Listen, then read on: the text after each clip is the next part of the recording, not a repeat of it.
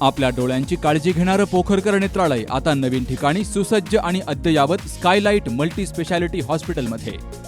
डोळ्यांचे विविध आजार, ऑपरेशन्स आणि उपचार आता एकाच ठिकाणी. मोतीबिंदू, काचबिंदू आणि medical retina specialist doctor Santosh Kishor Pokharkar करणार आपल्या डोळ्यांच्या सर्व समस्यांचं परिपूर्ण समाधान. ठिकाण स्कायलाइट मल्टी स्पेशालिटी हॉस्पिटल, देवाचा मळा, बालाजी अपार्टमेंट जवळ, संगमनेर. संपर्क 02425 29 91 90 आणि 8108 17 63 65. गावागावात शेतपाणंद रस्त्याच्या वादातून समोरच्या पार्टीला धडा शिकवण्यासाठी खोटे गुन्हे दाखल केले जातात.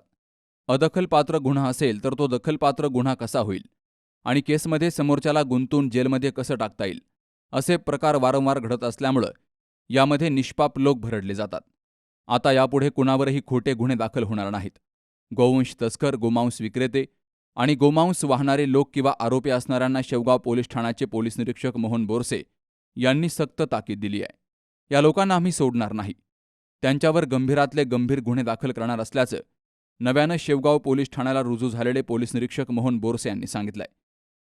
सर्व शेवगाववासियांना माझा नमस्कार. मी PI Borse, Shevgaon police station येथे सध्या कार्यरत आहे. आपल्याकडे आता मला येऊन जवळपास 15 ते 20 दिवस झालेले आहेत. तर मी एक मार्क केलं की बरेचसे नागरिक म्हणजे आपल्याकडे बांधकामावरून, शेतीवरून, रस्त्यावरून जास्तीत जास्त भांडणे होत असतात. नेहमीच होत असतात. म्हणजे एकेकाचे जवळपास 4-4, 5-5 इंची दाखल होत असतात. त्यानंतर समोरच्या पार्टीला धडा शिकवण्यासाठी बरेचसे लोक म्हणजे कारण नसताना खोटे गुन्हे दाखल करण्याचा प्रयत्न करतात.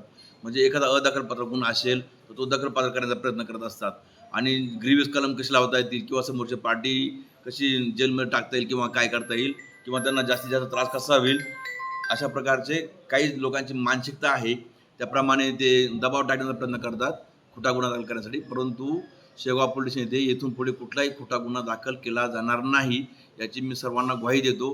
आणि काहीतरी आपली इप्सित साध्य करण्यासाठी खोटा गुन्हा दाखल करण्याचा प्रयत्न केला तर ते आम्ही दाखल करणार नाही. आम्ही पूर्णपणे आधी त्याची चौकशी करू बारकाईने आणि त्यानंतर आम्ही गुन्हे दाखल करू, जेणेकरून सर्वसामान्य जनतेला त्रास होणार नाही. दुसरी गोष्ट मी अशी पाहिली की आपल्याकडे बरेचसे गोमांस आणि गोवंशाच्या गुन्हे दाखल आहेत. मी जवळपास पाहिलं की मागच्या वर्षी आणि यावर्षी पण बरेचसे गुन्हे दाखल होत असतात. तर जे गो तस्कर असतील किंवा गोवंश वाहणारे माणसं असतील, जे आरोपी असतील, त्यांना माझा सक्त ताकीद आहे की त्यांनी जर संपूर्ण भारतामध्ये गोवंश हत्या बंद आहे तर तुम्ही कशाला हे उद्योग करत बसतात. जर अशा प्रकारे कोणी इथून पुढे असं काही करणार, गोवंश वाहतूक किंवा गोतस्करी करणार, तर त्यांना आम्ही कुठल्याही सोडणार नाही.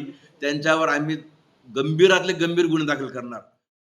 तर सध्या शेवगाव पोलीस ठाणं हे अलर्ट मोडवर असल्यामुळं गुन्हेगारांवर करडी नजर राहणार असल्याचं यातून दिसून येत आहे. Jayprakash Bagde, C news Marathi, Shevgaon. सुनबाई, आजही चहा काल सारखाच बनव. अगं, कोणती नवीन चहापत्ती आणली आहेस का? काय ग, कालच्या चहाचं रहस्य काय आहे? प्रत्येक चांगल्या चहासाठी आवश्यक आहे राजहंस दूध. चहापत्ती तीच, फक्त दूध नवीन. तुम्ही फक्त दूध बदला. राजहंस दूध आणा आणि असा मस्त चहा बनवा.